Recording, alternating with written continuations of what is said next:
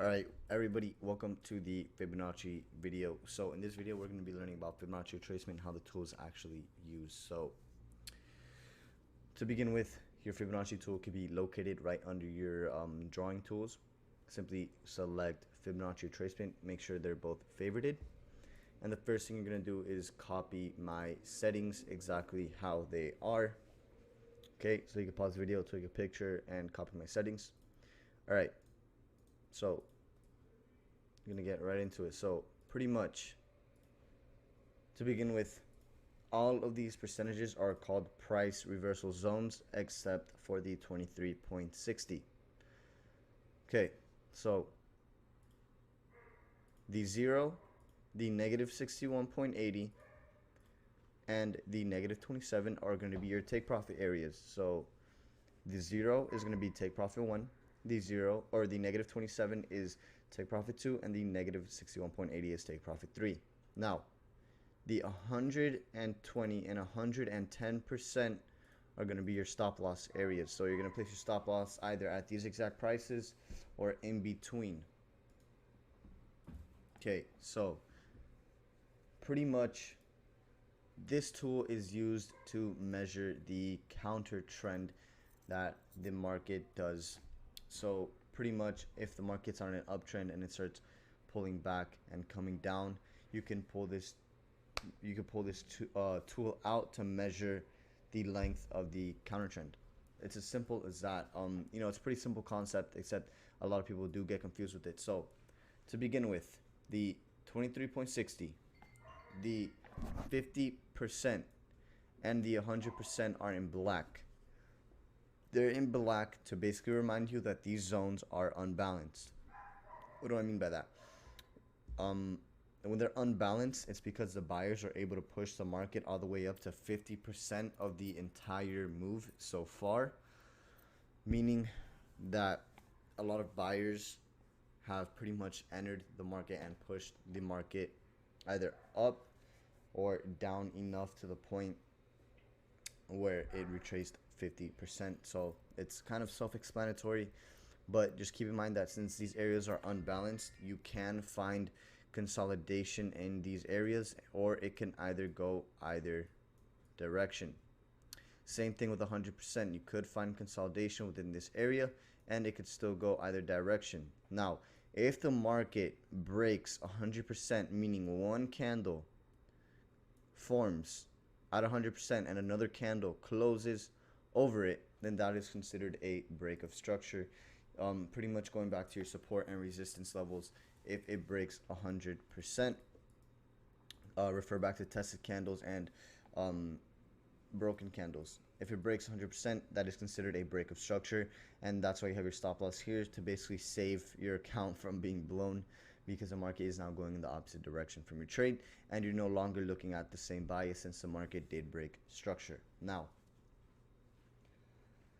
that that's said, this fib is set up for a downtrend. 100% is your point A, and your point B is always going to be your 0. Okay, so pretty much for a downtrend, your fib, your point A for your fib on a downtrend is going to be your previous lower high point. Now your point B on a downtrend is going to be your current lower low point. Simple, very simple. Okay, so now how the tool actually works. So let's say we're in on a downtrend, the market's making lower lows and lower highs, right? We found an area of support. Now if the market retraces off of 23.60, keep in mind, and you decide to enter, your stop loss area is still at 110, 120%. So look at all of your fuck up room, right? That's a lot of pips. So keep in mind and always be very cautious and use the proper risk management, which can be found in the risk management video.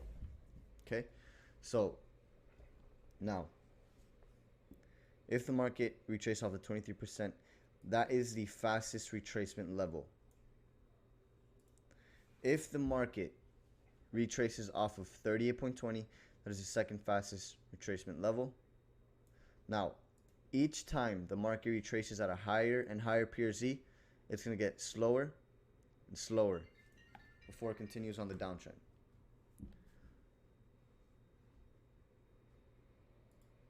So, like I said, 61.8, slow, very slow. Now, it doesn't mean it's going to be slow all the time, right? That's just normal. If it is slow, that's why you got to have the patience to actually wait it out and maintain your order. So 78.6, even slower. And then 88.6, even slower. So by now you should get the point that each PRZ is slower and slower. And then last but not least, 100% retracement, which is your max retracement, which is also the slowest retracement. Okay, so it's as simple as that.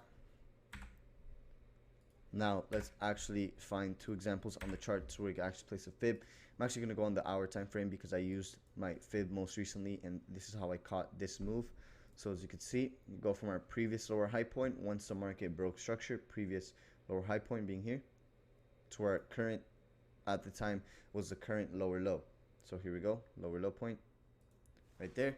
So since we're in on a downtrend, the market, when you place your fibs, you have to go from bearish candle wick to bearish candle wick. Not bullish to bearish, not bearish to bullish. On a downtrend, it's a bearish candle to bearish candle. If there's no wick, then you put it from the actual candle all the way down to the next wick, or the candle if there's no wick either. So as you can see, the market did end up retracing off of the 50%, came down. So you can see it wasn't too slow. It came down pretty steeply and with a lot of volume to it. So as you can see, but regardless, the trade did take a good 24 hours to actually hit take profit 2, which is the expansion level for Fibonacci. Now, we do have a trend-based fib extension, which you can only use that with a break of structure, which I'm going to get into next video. But as you can see, my point A, previous lower high, my point B, lower low, market retrace off of 50%. I had my first sell entry right here after this candle closed, and then I just rode it out from there. So it's as simple as that. Now keep in mind, since this is our lower high point, this is now our previous lower high point, and we did form a lower low here at this moment in time, because this low is lower than this low and this high is lower than this high. We go from our previous lower high to our lower low, where the market found an area of support. As you can see, we started forming buyer's exhaustion at the 38.20 price reversal zone, and then the market came down extremely quickly and extremely volatile and did hit the expansion level at the negative 27. So anytime you want, anytime the market finds an area of support or resistance and it starts pulling back, then of course you want to measure it. So it's as simple as that. Now I'm going to show you one example here. So if the market gets too noisy and it's kind of hard for you to analyze, bump it up a time frame. So keep in mind that if your main analysis is off of H4, then your smaller time frames are going to be H1/M30. If your main analysis is off of H1, then your smaller time frames are going to be M15, M5.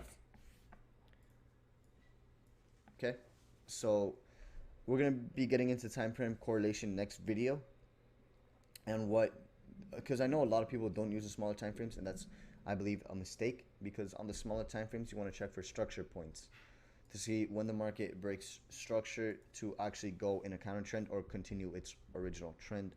So I'm going to analyze this area really quickly. So as you can see, this is clearly a 23.60% continuation level. We go from a previous higher low point to this area where the market started pulling back. As you can see, it's a 23.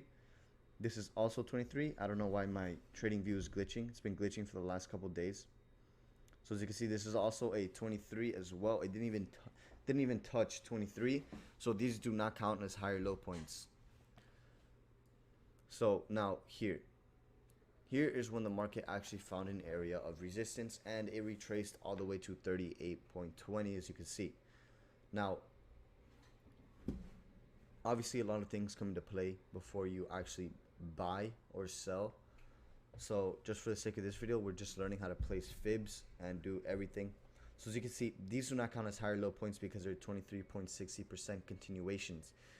This does count as a higher low point because remember, going back to touch, gap, and overlap, it gapped the area of 38.20. 38.20 is a price reversal zone. That would make it a valid higher low point. So now the market formed a high right after that. So now we could switch our fibs. Here's my point A at this area of support, also 23.60%. And my point B is now at our high. Oh my God, man.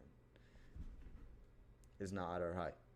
So right there, as you can see, right after that, the market did end up retracing off of 50%. So here's my point A, here's my point B. Why is my, no, this is incorrect. So I can't get it to the top of the bearish candle wick, but it's supposed to be at the top of this bearish candle wick, or bullish candle wick, my apologies. So as you can see, it did retrace off of this 61.80, formed that, or it found an area of support right here, and then as you can see, it hit take profit 1, and then take profit 2, and then take profit 3. So it's as simple as that. That's how you pretty much place fibs. The next video, we're going to be talking about actual pretty much tying everything together. We're going to be talking about trend-based fib extensions and things of that nature. So I will see you guys in the next video.